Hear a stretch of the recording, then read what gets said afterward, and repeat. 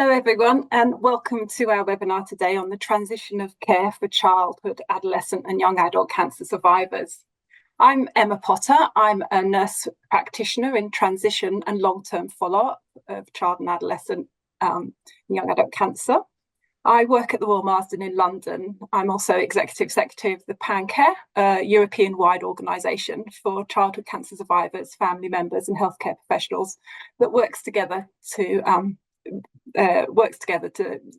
gain optimal access to long-term follow-up care and better quality of life for cancer survivors.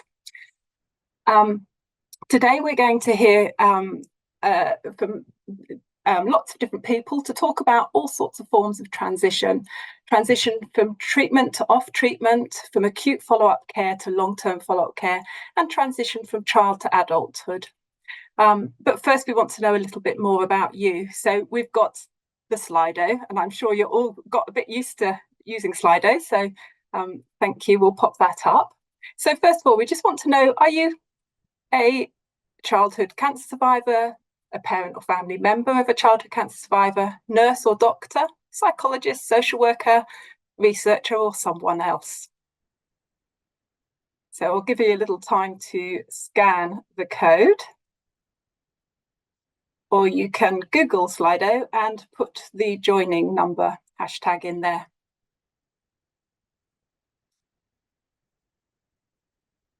Oh, here we go.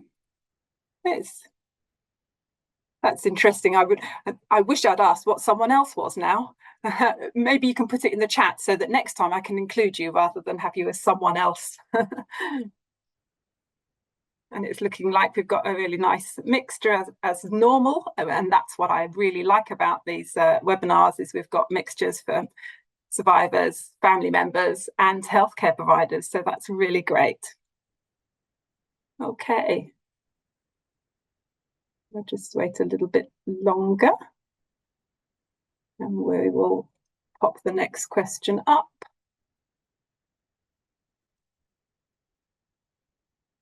Okay, so what we're interested in is what do you know about transition? How would you rate your understanding of transition? So 0 with no knowledge at all to 10 expert level.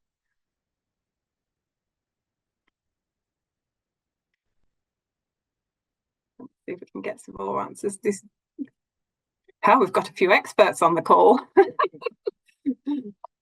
That's exciting. And really pleasing, actually, because I think it is really important that we all work together. And lovely to see people telling us about themselves in the chat as well. So thank you for that. Let's give it a little bit longer, see if we can get some more in there.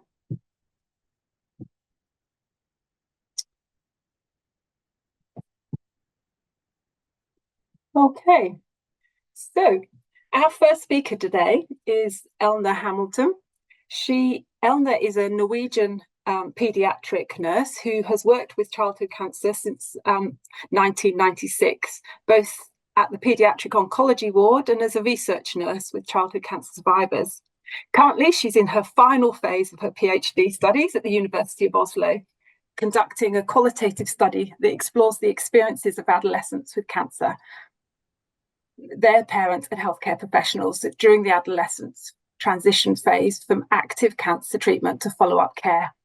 She's looking forward to sharing some of her findings from this study during the webinar, and I'm absolutely thrilled to have her along to speak to us. So thank you, Elna. Thank you. I'm pleased to be here. So I'm just waiting for my slides and then we can start, I think. Yes, thank you. Then I'll start with let's see, get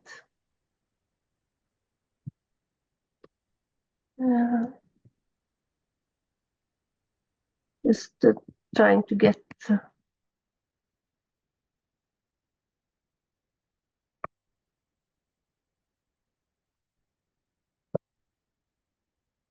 there. Then we can start.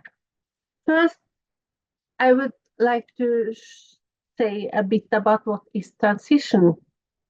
And the word transition is derived from the Latin word of transire, meaning to go across. Transition, which often appears to resolve around the notions of change or movement. Change is an event, but a transition is the process you go through in response to that change. Transition in healthcare is something far more complex than just being transferred. But still, these milestones are not always recognized in healthcare as important. The Pan-European Network for Care of Survivors After Childhood Cancer and Adolescent Cancer proposed a definition of transition for survivors from pediatric to adult care that, in my opinion, also could be a gold standard in the transition process from active treatment to follow-up. They define transition as an active, planned, coordinated, comprehensive, multidisciplinary process to enable childhood and adolescent cancer survivors to effectively and harmoniously transfer from child-centered to adult-oriented healthcare systems. The transition of care processes should be flexible, developmentally appropriate, and consider the medical, psychosocial, educational, and vocational needs of survivors, their families and caregivers, and promote a healthy lifestyle and self-management. Unfortunately, not everyone can describe their different health transitions like this, and there is some work to be done in many countries. I will now present some results from my research on the transition of treatment.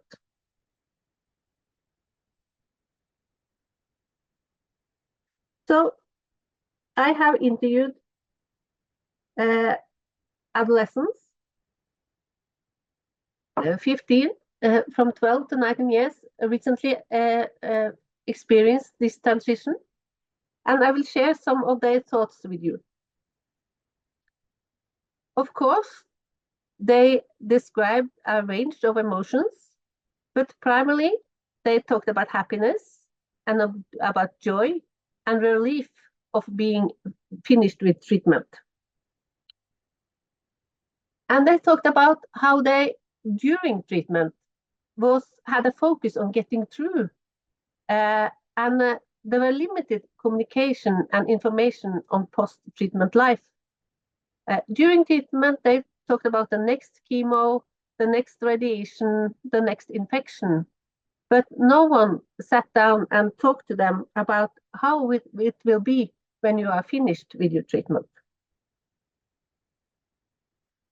So many expected life to be the same as before, but when they experienced it themselves, they experienced a mismatch between these expectations and the reality. And some of them felt quite unprepared for the post-treatment challenges. Especially those that experience lingering consequences of cancer, like fatigue, neuropathic pain, and concentration difficulties, felt that this had a huge impact on their daily living, and for a much larger period of time than they had expected. They also experienced that friends, family, and school expected them to return quite quickly to previous capacity. And this was challenging expectations to fulfill.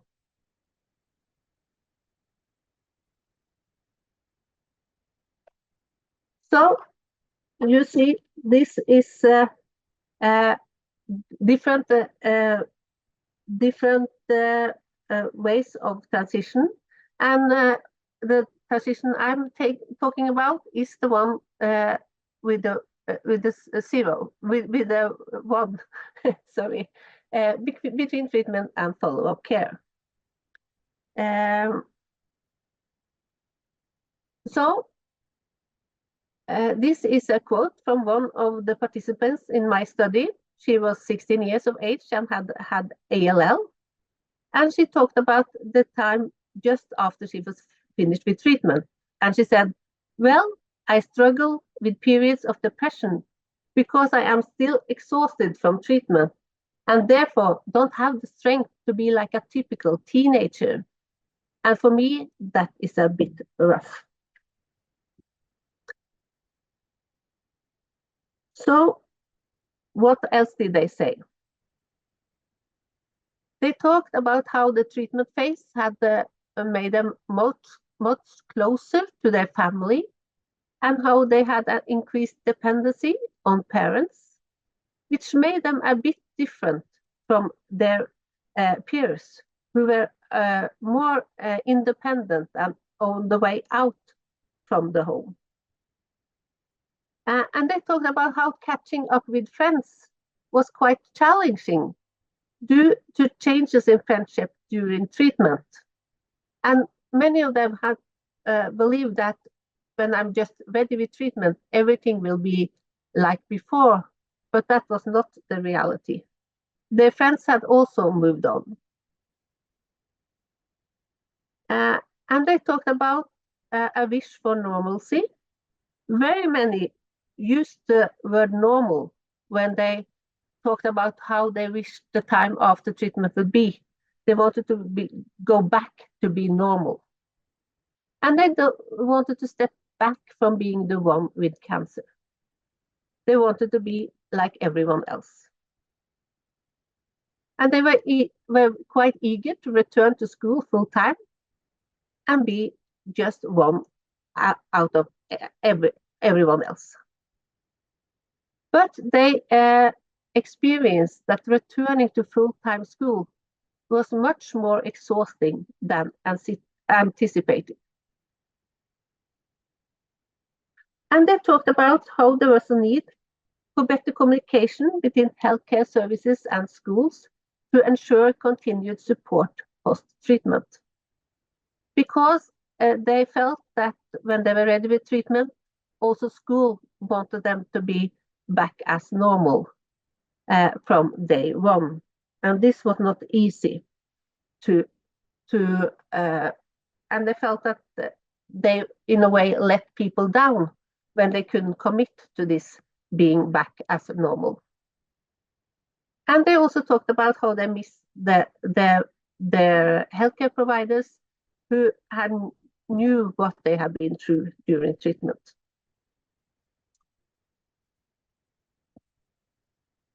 So I also asked all the adolescents I talked to what kind of advice did they have for other adolescents who would experience transition quite soon. And the answers were quite alike. And it happened, they talked about being patient, not expect too much, and use time. And here are two of the examples. One female, she said, expect things to take time. It will be more freedom in a way, but it will take time to get better again. Things take time. And a male, he said, don't have too high expectations. Try to be patient. I thought it would go much faster, but it is a slow process that takes time. So please be patient. So over to the parents and their experiences when their adolescents transitioned off treatment. I had interviews with 16 parents, and we shared a few of their responses. The parents talked about how they had increased tiredness when allowing themselves to relax, as they said. When they lowered their shoulders, they felt how tired they were after this ordeal. But they still felt that they had to be on alert. They had to coordinate, facilitate, and make inquiries. They were not ready with facilitating. And they felt it quite challenging to switch between pushing, assisting, or stepping back to help their adolescents to readjust to a life post-treatment. And they had few others to consult with on how to do this. And they talked about guilt towards their other children because they were still not their turn to get attention, because there was so much to do and to think about with the one that had been sick. And they felt the pressure from their employers to return to work full-time. In Norway, the parents get a sick leave during treatment, at least one of them. But as soon as they were ready, they felt that no, they expect me to come back. And they talked much about worries about relapse, and they appreciated medical follow-up, but they wished for more time with doctors and nurses to discuss everyday challenges. And they were very concerned about late effects and the impact they had on their child, could have on their child's future. So this is the mother of a male. She said, "What has been most difficult is that while you are undergoing treatment, you are incredibly well looked after. But from the day you finish treatment, you fall a bit out. I found it simply difficult. I felt very alone. This transition was difficult for me, from having so many people to talk with to no one. For me, it had not been easy, simply because I still need to talk about the cancer experience." So I will just shortly show you what we have done in Oslo to try to do this a bit better. So we have started with a small program for the adolescents, where we talk to have nurse consultations at end of treatment before they are finished, one-on-one with the adolescent and the nurse. And then they come back and talk to the same nurse after 1 to 3 months. And they are in contact on telephone if they want to. And we also give them opportunity to have a digital meeting with the doctor and the nurse at the hospital and their local network to bridge the information that they talk about is lacking from end of treatment to follow-up, so that the local network can help them to and share responsibilities on the follow-up of the adolescents. So, and we have tried it now with the 12 different adolescents, and it's very good response on this small little transition program we have started. So to conclude, the cancer experience leaves lingering imprints on post-treatment life that adolescent survivors are not fully prepared for and thereby lack strategies to master. And this calls for the development of a tailored and age-appropriate model for transition support, facilitated by increased involvement of multidisciplinary healthcare professionals at the end of treatment and in early survivorship. Thank you so much for listening.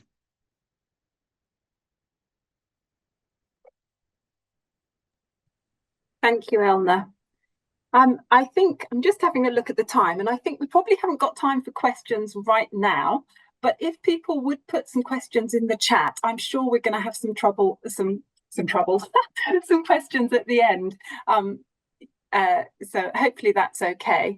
And I will go straight into my presentation, if we can put that forward. But before we start, we will have some Slido questions again.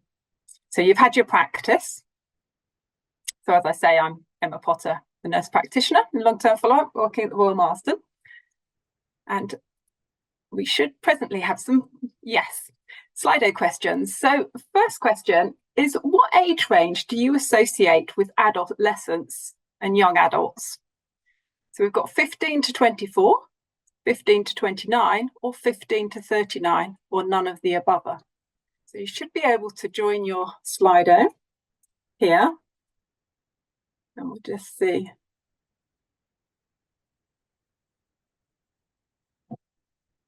And the reason I've put these different, Jaap's just saying in Netherlands it's 18 to 39, so I've not quite got it right then, is I have put these numbers, they're not just randomly selected numbers. These are the sort of ages that different countries use to describe their adolescent and young adult population. So here in the UK, we use 15 to 24. 15 to 39 is the age range often in America, and 15 to 29 is here in Australia. So yeah, but it looks like, and it's an ongoing debate. Oh, Iceland is 18 to 40, so there you go. But I think what's important perhaps is not really the exact numbers, but just understanding a little bit about what it means to be an adolescent and young adult. So if we can go on to the next question. When we're ready. So adolescent years can be a time of big changes. And if you think back at your time as an adolescent, or think about some of the adolescents and young adults that you know, what sort of big changes and experiences can occur in those times? Perhaps if you could just write down a word or two and give some suggestions, so we can sort of start to get into the feel of what it's like being an adolescent and young adult. So hopefully we should have some words coming up about what sort of experiences that you might have. Yep, uncertainty, hormonal, employment, different thoughts and feelings, body development. It really is often a time where, oh, there's loads coming up here. There's a lot of change in education, starting work, increasing independence, unemployment or employment, and uncertainty. Oh, uncertainty is coming out as a big heading there, isn't it? Boy, crazy. I love that idea of the relationships and things changing around sexuality and you know, thinking about more about your body, yourself as a sexual being. Yeah, I'm loving these. And actually, I'm almost thinking I don't need to carry on. This is it. You have got it all in this slide here. So thank you for that. I can see we'll just wait for a couple more and then we will move on to that last one. Yeah, brilliant. Thank you very much. So the next slide here is just thinking of yourself between the ages of 14 and 25. What word would you best describe yourself? How would you describe yourself? Or how would you describe another adolescent that you're thinking about, if you would prefer not to describe yourself? We should. I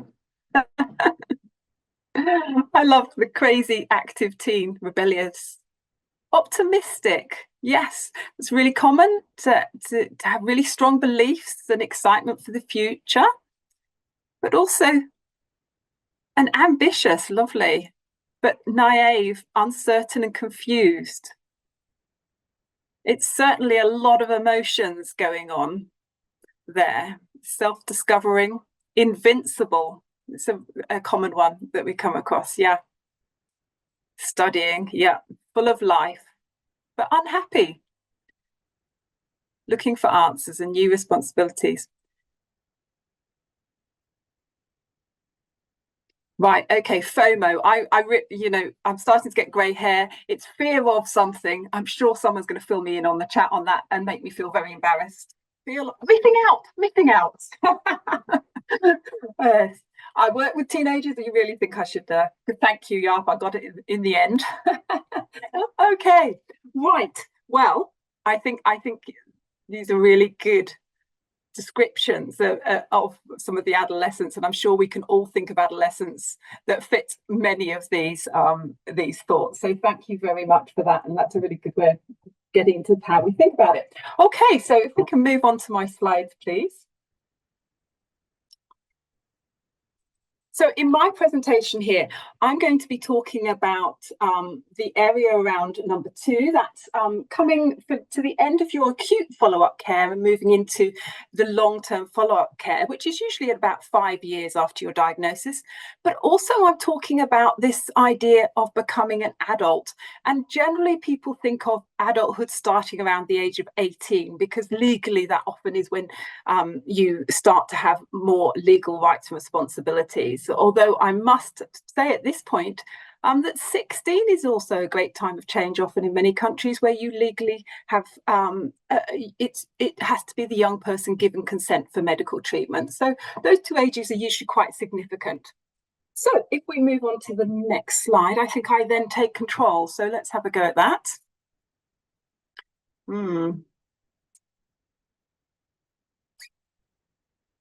I control. I think I can just do it. Let's go. No.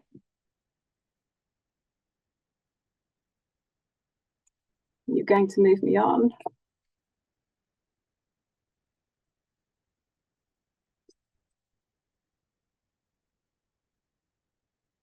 It says I have control, but I can't move us on. Ah, I have. Okay, thank you. So as we've sort of already gathered, that the AY years are a real time of change. There's a great deal of change in the way our body looks, its development, so changes in weight, such as girls develop hips and breasts, and both sexes develop groin and armpit hair. And it's not just puberty and hormones that happens, that, as someone pointed out, that it is a time of great brain development as well through the adolescent period and into the 20s. A process called synaptic pruning takes place, and that's results in a reduction of grey matter. And we know this only very recently. This has become something that we know, and that's through MRIs of the brain and lots of research that's been done. And a lot of this is about a young person's executive function, their emotional regulation, the ability to weigh up consequences and control those impulses. It doesn't really reach full maturity until a young person is in their 20s. And adolescence, there's a lot of tasks to get done, really. You've got to make sense of this changing body that you've got. You're developing your sexual identity, who you are as a person, and you're building your social networks and your relationships outside of the family unit. Until this point, the family is usually the one that's key in your lives, and then gradually, as time goes over, you're looking for those relationships outside, and increasingly you're establishing independence for your parents and carers, and making independent decisions about your goals in life, your career, education, that sort of thing. But then along came cancer. At a time when young people should be developing their independence, a cancer diagnosis can be life-changing, with lifelong physical, psychological, and social consequences. It's challenging for young people to find a sense, as Elna was speaking about, find a sense of self beyond cancer, and to reintegrate into society, with many issues lingering for years. Adult cancer survivors speak about their feelings of being dependent on others, parents and healthcare professionals, during their cancer experience, and that this feeling carries on into adulthood, with parents still playing a large role in decision-making and communicating with healthcare services when they become adults. Adults describe feeling different from others, for feeling unprepared for life as an adult. So, of course, not all young people experience these thoughts or feelings. In fact, young people have told me that while having cancer was not ideal, it did have a positive impact on who they were as a person and how they conducted their life. But those feelings of dependency is something that actually us as healthcare professionals and the network around that young person can help them develop if we take a little bit of time and thought about it. And transition is not just a transition for the young person. Handing over the reins to your child as a parent can be hard, no matter what the circumstances. Handing over the reins is a very English expression, but I hope that it makes sense to you. And doing it if your child has a life-threatening health diagnosis can make it even harder. Parents, of course, are anxious to protect their child from any distress, and inadvertently, that can sometimes restrict any emerging independence. But think about it. We wouldn't expect a parent to place their child on a horse and immediately for that child to be able to ride. It's the same for managing your health. Young people need time and practice to feel confident to take control and manage their own health and well-being. And we need to support parents to find the best way of helping their child to do this at a pace that suits the child and the parents. And you know, healthcare professionals can be just as guilty of not supporting a young person's move towards independence. For example, hospital consultations. Young people report finding them of no interest, with healthcare professionals setting the agenda and parents and doctors doing most of the talking. I mean, you probably might think of this yourself, but I often see young people being invited into the clinic, asked about the wonderful shoes they're wearing or the latest football results, and then all the important information sharing is directed at the parents. Managing information in a tridatic, that's a three-way communication, is challenging. It's difficult to meet both child and parents' informational needs. Healthcare professionals need training and practice to do it. And one way we can ensure that we meet young people's informational needs is to give them some time alone in clinic to talk to the healthcare professional team independently.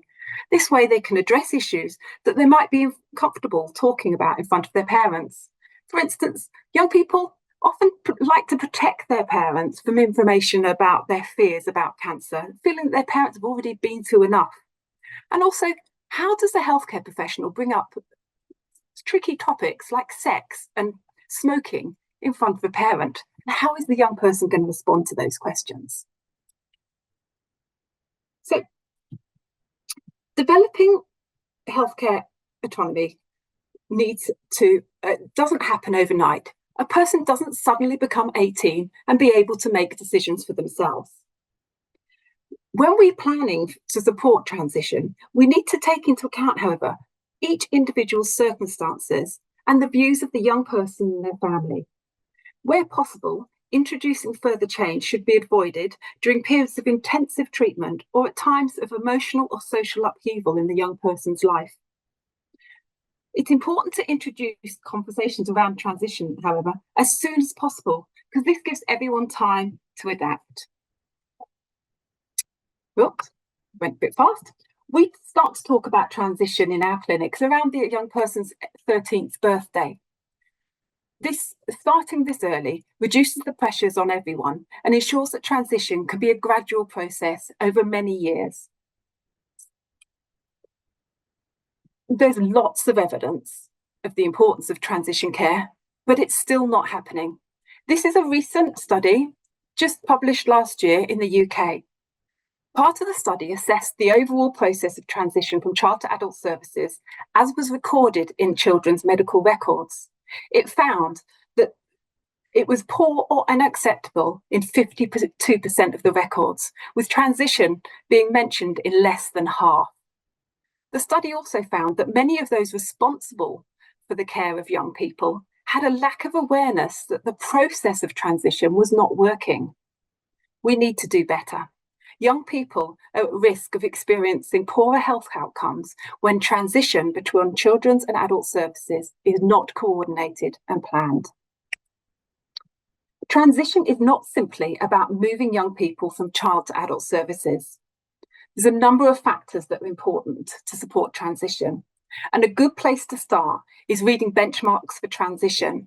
I'm going to pop that in the chat for you to have a look at, but this was a document.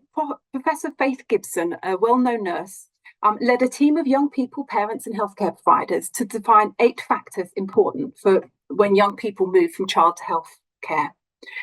In 2021, within my South Thames region, we used that document and some patient and public engagement and healthcare professionals to agree 6 principles for transition for cancer care in our network. And these principles are the foundation of the work we're now doing to try and improve transition for both those on treatment and for childhood cancer survivors. And this is about having a transition plan, making sure that the care we provide is developmentally appropriate, so meets the need of an adolescent, that each person has a key worker that supports their transition, so someone that's name that they know, that we make sure we communicate with adult services. And so the communication is strong between adult and child services, so we're not leaving it to the family to do. And that we make sure that that support is before, during, and after transition. And most importantly, and this was slightly different from Faith's work, is young people and families wanted to know what was their route if they needed more advice after they moved into adult services, particularly for emergency care. So there's lots of tools to support transition to ensure that you're providing that holistic care. This is Ready, Steady, Go. Again, it was developed in the UK. It's a questionnaire. They give one to the young person, one to the parent, and it can be completed before the clinic appearance. The clinic appointment. It gets everyone on the same page. It starts to show the young person that we're prepared to talk about things more than just their cancer. We can talk about relationships. We can talk about school. And also it helps the parent understand the importance of transition and gets them on the same page. And I'm also providing a link there for an American site called Got Transition, which provides similar links. And also for cancer specific, we've got some tools out there. And this is the Survivorship Passport, which is a treatment summary and a long-term follow-up care plan that offers a permanent written record for a young person of their diagnosis, treatment, information on potential late effects, and recommended long-term follow-up care and surveillance. And it includes life and health and lifestyle information and resources so that they can tap in if they need to for future support for addressing potential issues. And these are all tools that can help a young person manage their care into adulthood. Not everyone has access into the electronic format, but many countries now are providing it in a paper format.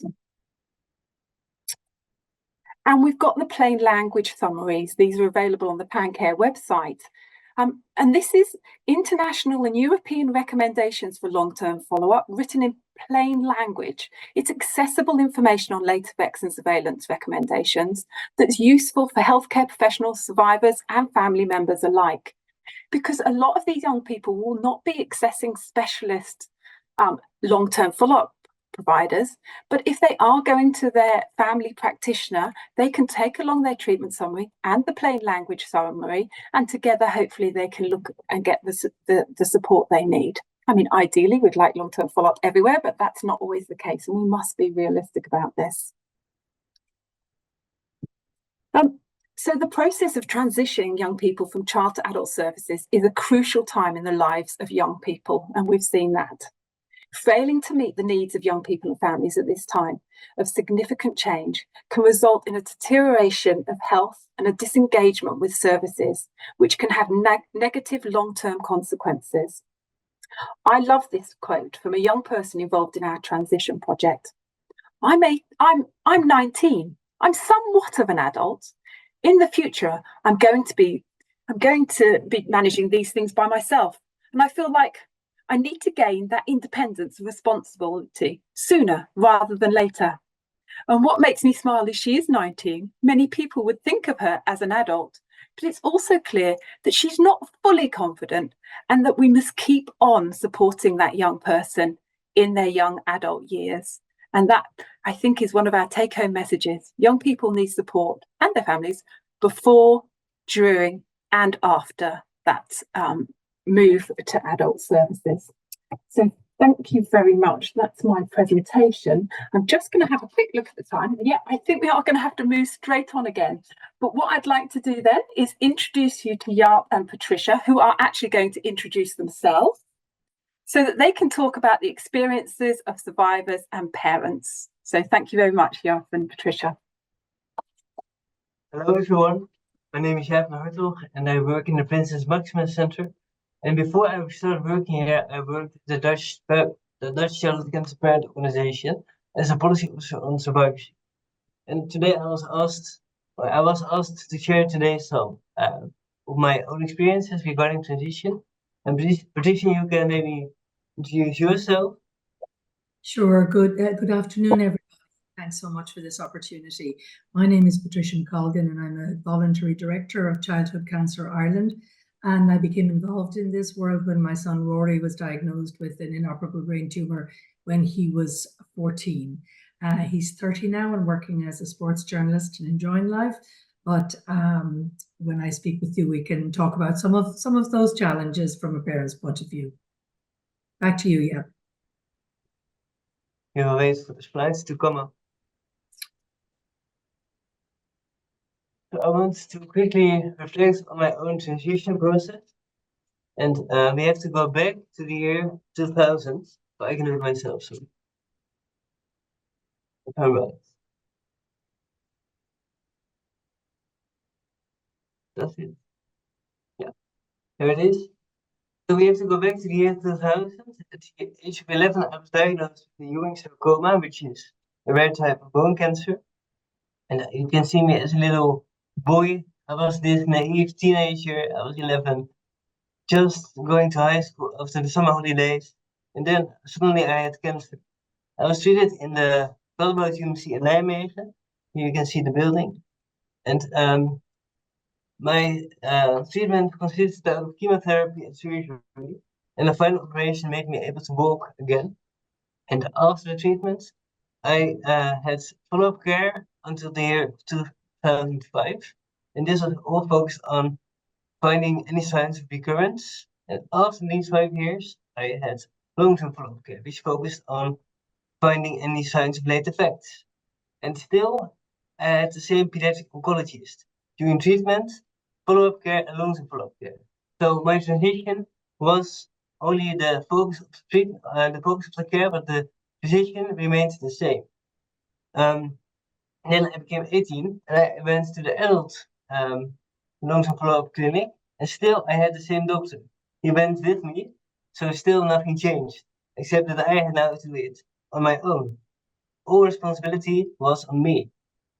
And having the same doctor was easy, but it made me a bit doubting what should I do, because I was used to my parents who had the lead, and now I had to do it all on my own. Later, my girlfriend joined me, and we did this together, but it was quite a change for me, because I did not learn how to be responsible for my own healthcare.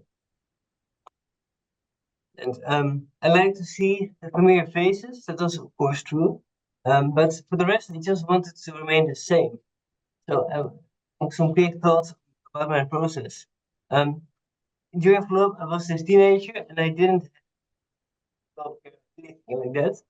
I just wanted to be a teenager, playing my guitar, having a chat with friends, and care didn't bother me. I just went because I liked to see the doctor, but that was it.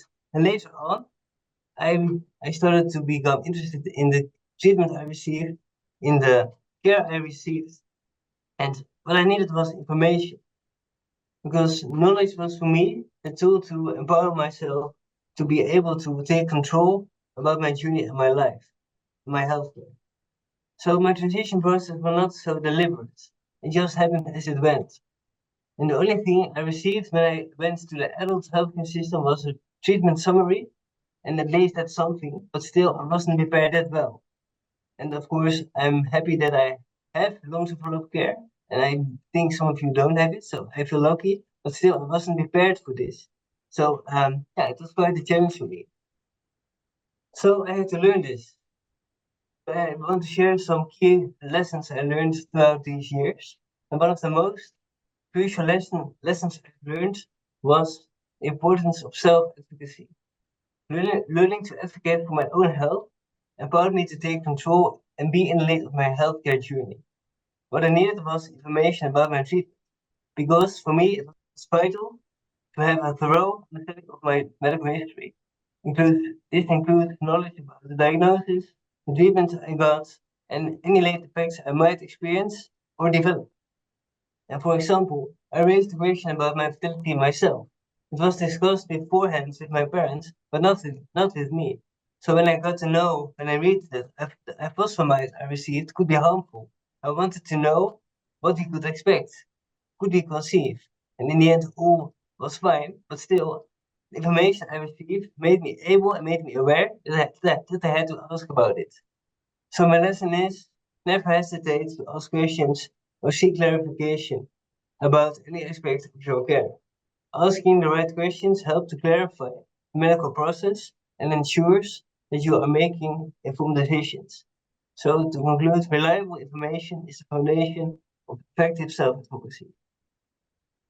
The second lesson I've learned is that I should be able to express myself. I had to learn to know what I need. When I was younger, it were mostly my parents talking to the doctor, but now I had to do this on my own. I still have to prepare myself. I have to get my medication, take them, make appointments. And in the beginning, this was not always easy. I was a student, I was not so grown up, and I didn't learn how to do it. So I really had to grow into this, as Emma also said. It's a process again. So I had to learn to express myself, to share what I needed and what I wanted to know. And I think this is the basis of good care. If you know what you need, then you can ask for it. Then last lesson I want to share with you is that we all need support. So I need to build and maintain a strong network around me. This family and friends, and the healthcare providers. I wanted to invest in a relationship with them because then you have this same level of responsibility. We do this together. It's a team, and I work in a Maxman, so my colleagues are also a support, a way of supporting me. And I learned throughout the years that also peer support is important because then you can compare and learn from each other's knowledge. So I now feel the freedom to ask help from the people around me, but also ask the questions I want to ask to my healthcare provider because I know she is really helping me throughout in the times between the appointments. So having the possibility to ask questions helps to prepare yourself beforehand. And then I want to conclude with the key lesson I've learned throughout the years that life after cancer is not about surviving, but it's about living. But I don't see it on the screen, but now here it is. So life after cancer is not about surviving, it's about living. And I hope you can all understand what I mean by this quote. So also the transition is just a chapter in your healthcare journey. And as the same goes for the cancer itself. It's a chapter and not your whole book. You're not your book of life. So with this, I want to conclude and give the word to Patricia. Yeah, thank you very much. What you say, I think we can move to the next slide. Super, thank you. Thank you very much. So my name is, as I said, Patricia McColgan. My son Rory was diagnosed when he was 14. He was already in 6'3", very tall young man in the hospital.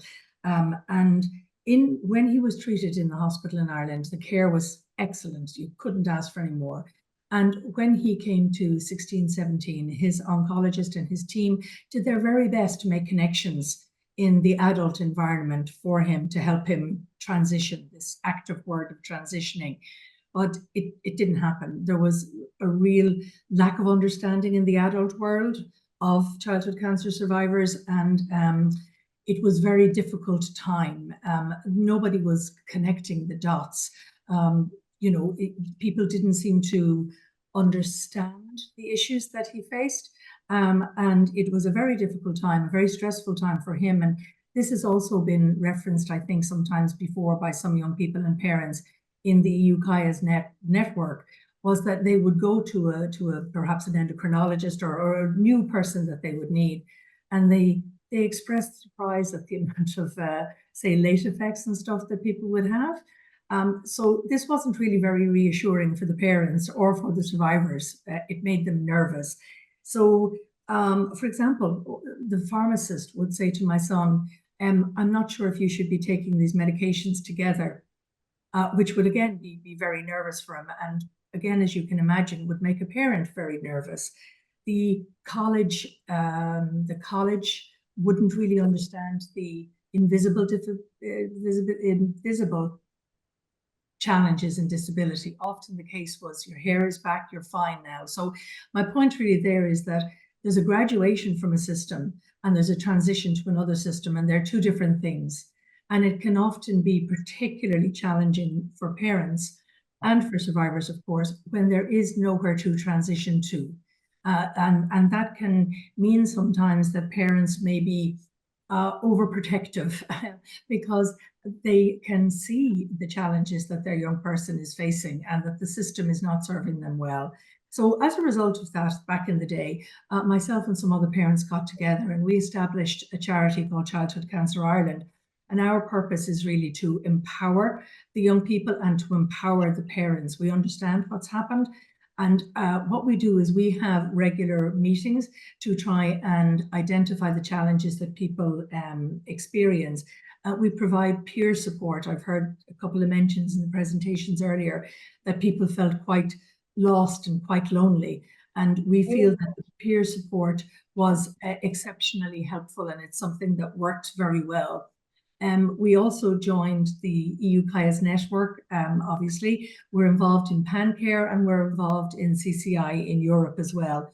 We try and bring all that knowledge back to try and empower our young people. So one of the things I would say is that it's really important that the parents, the healthcare professionals, and the young person, as Emma used, I can't remember the exact expression that you used, Emma, but a trio, you know, is that because sometimes parents will tell you they do feel that the healthcare professionals feel that the parents are perhaps an intrusion and that they're actually standing in the way of the young person's development rather than supporting it. And I think that's really up to the parents and the healthcare professionals to make sure that we really, really work together to allow the young person become their own advocate. And this doesn't happen by accident. And I think that we really, really need to work together. And the more empowered and prepared the parents are, the more they can support the young person to really live their life to the fullest.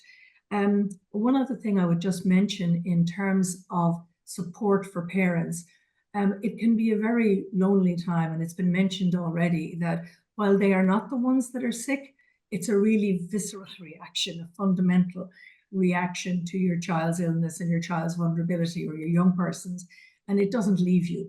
So I would encourage any parents or young people here to join national associations, because the networking and the pathway to information is second to none.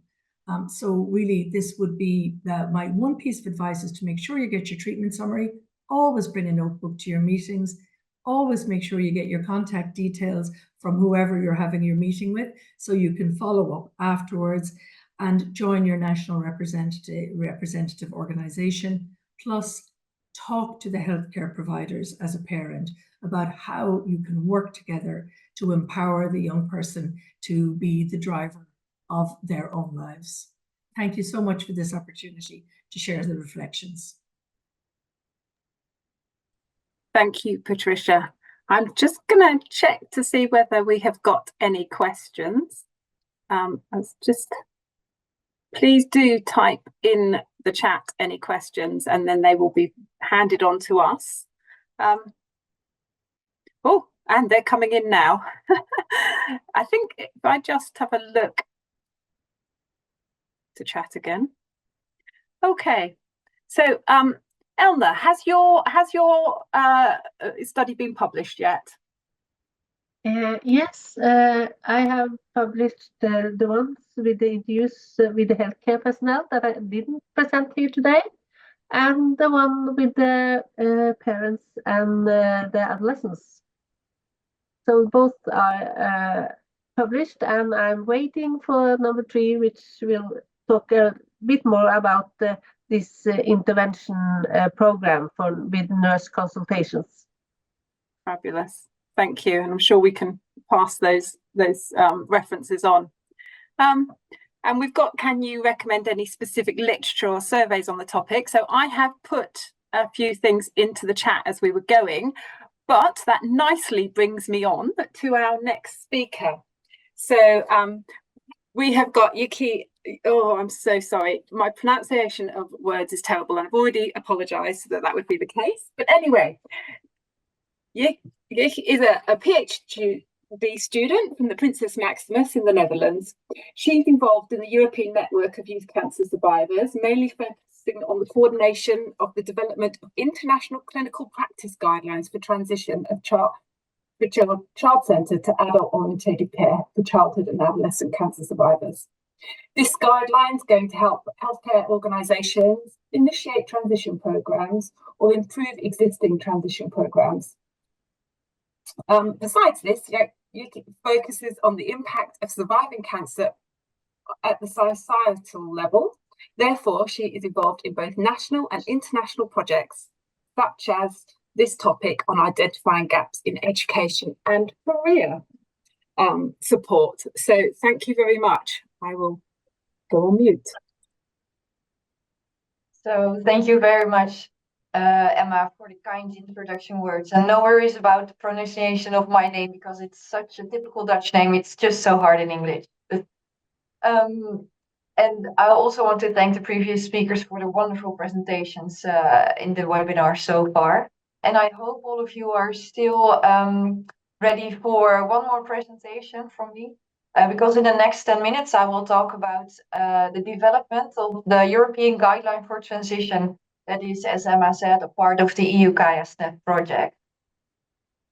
Let me see if I can, yes, take over. So the first question that I will address in this presentation is, what is a guideline exactly? And then about why do we need a transition guideline? And thereafter, I will tell about the development of our transition guideline and the next steps that we are facing. So guidelines are essential for organizing and delivering optimal care. But what is a guideline? Well, a guideline is a written document with recommendations to ensure that patients receive appropriate care. And this includes a list of recommendations that is developed based upon multiple sources. So the first source would be scientific knowledge that is gathered through online medical databases. But we also need the experiences of clinicians and also experience of values of patients. So in other words, a guideline summarizes current medical knowledge and professionals and patient perspectives on a topic in the form of recommendations. And developing a guideline is a lengthy process that can take 2 to 3 years. It is needed to pay specific focus for a longer period of time to formulate a complete list of recommendations. So why do we need a transition guideline? After everything that was shared already by the previous speakers, you can imagine why we need a guideline for transition. What we already have in Europe is local guidelines about transition, but they were developed for another group of people, for patients with a chronic condition.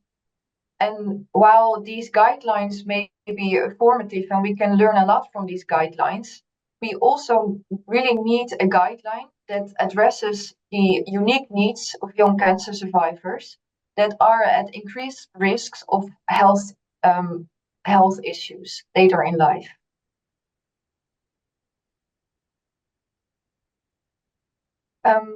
So with a new transition guideline, we can improve the chances on a successful transition to a service that will provide risk-based long-term follow-up care and surveillance.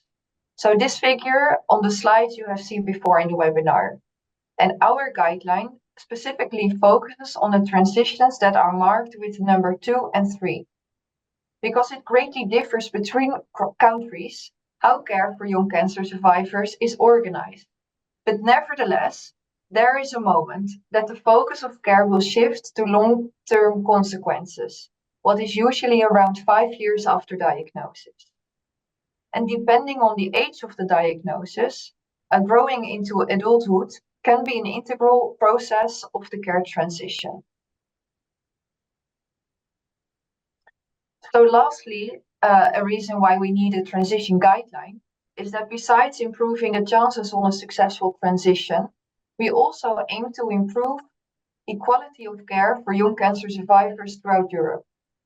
And as this is still a growing population, there's an estimate of over 500,000 survivors currently living in Europe.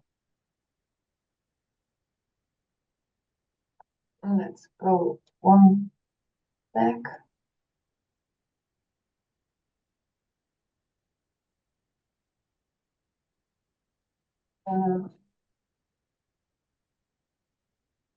Yes. As I just said, it can take a few years to develop a guideline. And of course, this is not a job to perform by one single person. Rather, I would say that it takes a continent to develop a guideline. And in our transition guideline panel, we have advisors, we have coordinators, and survivors, but also many medical doctors, nurses, and psychologists from over 15 European countries that are pictured yellow on the map you see on this slide. And within the Princess Maxima Center in the Netherlands, we lead the organization and the development of this transition guideline. So developing a guideline usually consists several phases. And in the preparation phase, we think of important questions that we need to answer. So to eventually have a complete list of recommendations. For our guideline, we developed these 4 clinical questions. The first one is about what are existing models for transition. The second one is about what kind of facilitators and barriers are identified for an optimal transition process. The third question is what are needs and preferences of survivors and their families regarding transition. And the fourth question is about the effectiveness of transition models that are already out there. So again, the same image of what the guideline process entails. During the development process, we use the aforementioned 3 sources to find answers to the clinical questions that I just showed in the previous slide. So to start with collecting scientific knowledge. We performed a search in an online database called PubMed. And with that search, we identified 2,000 articles that were of potential interest for our guidelines and that could answer one of our clinical questions. So very systematically, we went through all the identified articles and ended up with 95 articles that fit really within the scope of our guidelines.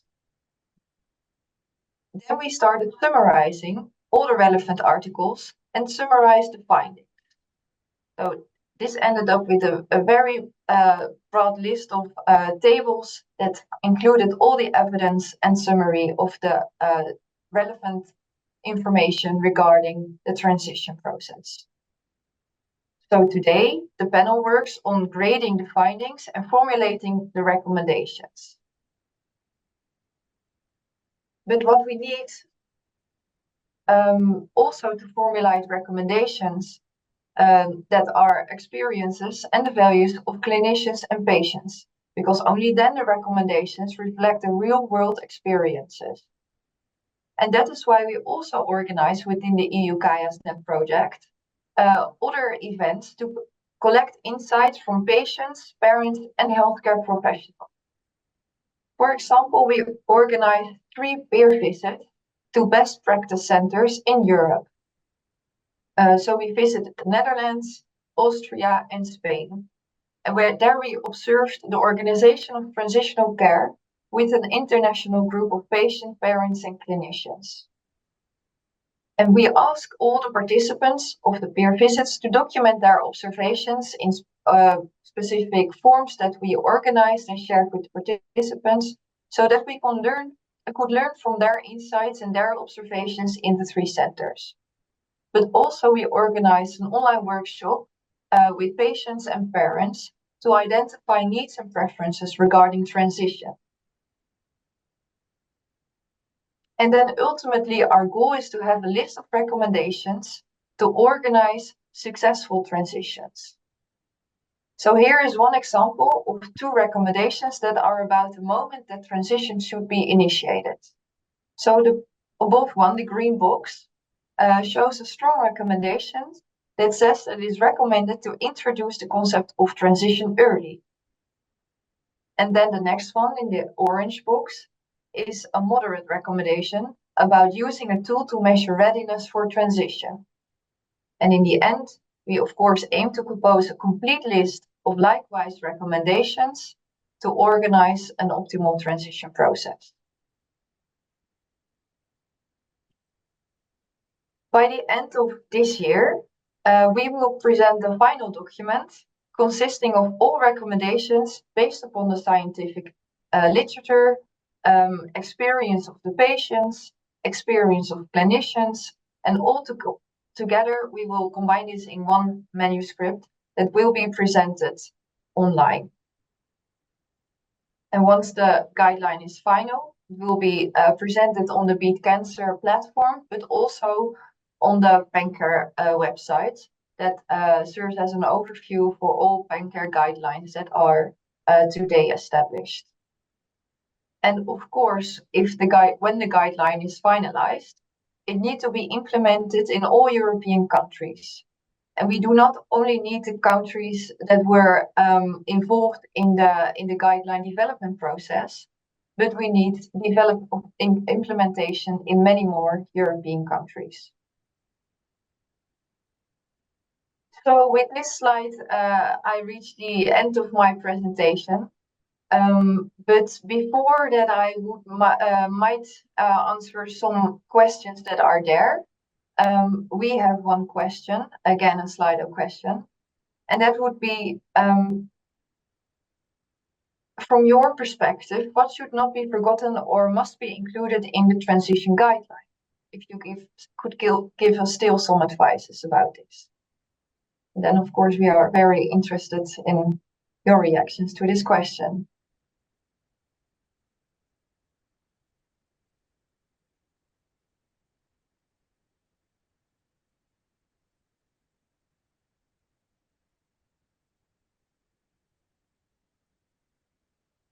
So I see some first answers coming up about the role of parents and parents' needs, young person's opinion.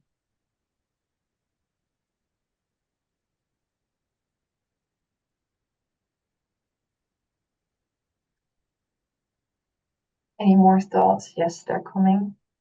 The AYA perspective, including a multidisciplinary team, mental health and sexual life. Many topics that were addressed in previous presentations as well. Fertility, communication strategies. Well, this is very informative and such an important overview.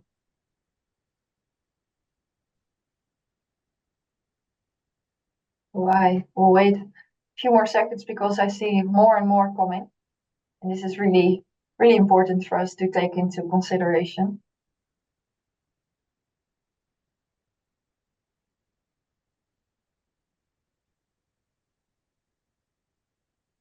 I see 6 participants are still typing. Wonderful. Data facts, individualized care, interdisciplinary perspectives.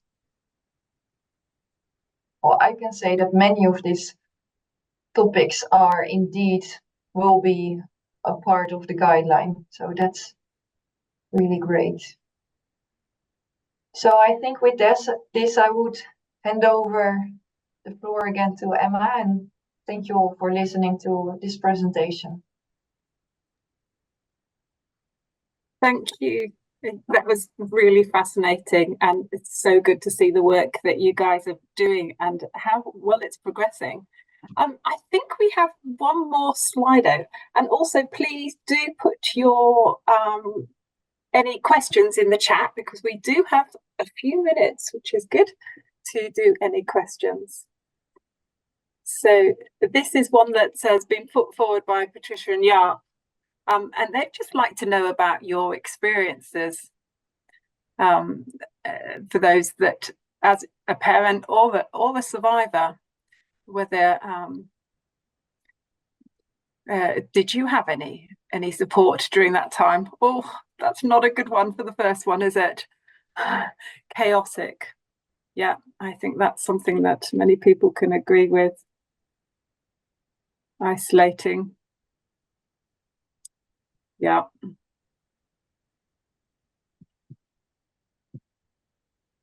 I can only hope that if I was to do this in 5 years' time, would be a little, yes, not deliberate in a way that it just happened, rather than anyone doing any sort of planning. Planning is absolutely key. Overwhelming in adult services. Oh, someone's put friends were around. That's nice, kind. Friends were around. So we have got a positive there. Yes. But overall, this is it really is reflecting how difficult that time can be. And it is no wonder that young people do fall out of healthcare, you know, and don't actually access healthcare to meet their needs. And there's a lot of evidence to show that this places young people at risk. And those early years are extremely important for laying the foundations of health in adulthood. So yeah, we need to, lucky to have peer support. So peer support is quite an important part of this.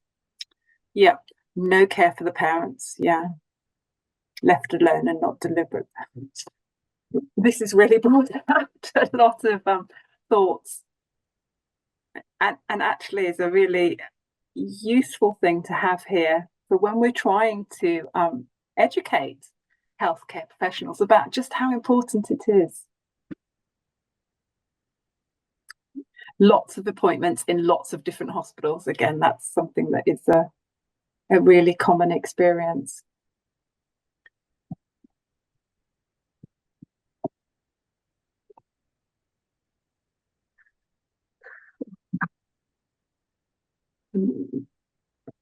Thank you. I think we've got our responses now. So, I am hopeful that in time that we will have a few more positive, hopefully, responses if we were to ask that again. So, Patricia, you've got your hand up. Did you have a question, or was that no question? And do we have any questions from the audience? Okay. So, I think we've just got time just to quickly ask, now that we've had a time to listen, has anybody from the panel got something that they think was something key that was brought from our discussions today that they sort of would like to move forward with? Patricia? Collaboration. Collaboration. What do you mean by that? Explain that a little bit more. I mean that the expression, it takes a village, and I think that the strength in collaboration, it helps everybody understand each other better. And if there's a commitment and a cultural commitment to that type of collaboration, in terms of ensuring that firstly the survivor and the patient is supported appropriately, and also the siblings and the family, we can learn so much from each other. So I think the collaboration, I think, is the magic that can help us go forward. Yeah. So we're all working together, trying to be on the same page as families experience those changes in care, and also just that part of naturally growing up, which can be difficult enough as it is. Yeah. Elna, did you want to add something there? I think collaboration and communication, and communication also between different levels of healthcare is important. So so that the families don't have to use so much time and energy to find the path for themselves, because they have so much else to do. They are going to live, like Jaap said. So I think to help them to coordinate, so they don't have to be so many parents, especially, and mothers, maybe most, say they are coordinators for so many years after they are finished with treatment, and that's not. No, it's a big burden. Use their time for that. I think we should help them better. Yeah, it's a big burden for families and parents and mothers, as you say. Okay, Ulrika, do you have anything to add as you've been listening in and haven't? I was wondering. Yeah, thank you, Emma.